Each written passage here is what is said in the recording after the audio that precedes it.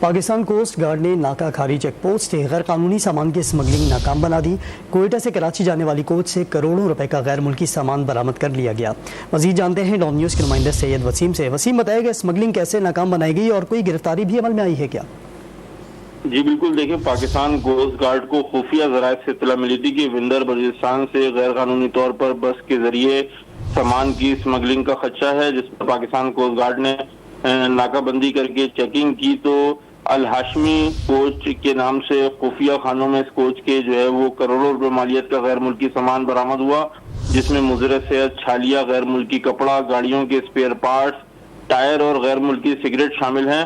واضح رہے کہ بس میں صرف اور صرف سامان لوٹ تھا اور کوئی مسافر اس بس میں سفر نہیں کر رہا تھا۔ مزید چیکنگ کے دوران گوادر سے کراچی جانے والی شیر جان موورز سے بغیر ڈیوٹی ادا کیے گئے غیر ملکی ٹائلز، کراکری، شٹرنگ کا سامان اور خفیہ خانوں اور بس کے جو باڈی ہے اس کے اندر جو ہے وہ کروڑ روپے کا سامان جو ہے وہ چھپا کر لے جایا جا رہا تھا۔ پاکستان کوسٹ گارڈ نے وضاحت جاری کی ہے کہ کوئٹہ سے کراچی، گوادر، تربت سے کراچی جانے والی مسافر کوچیں جو ہیں ان میں اسمگلنگ جو ہے وہ جاری ہے، جس کو روکنے کے لیے کوسٹ گارڈ نے ناکہ کھاری چیک پوسٹ سے اسمگلنگ کی کوشش ناکام بنا دی۔ آگاہ کر رہے تھے سید وسیم، بہت شکریہ آپ کا۔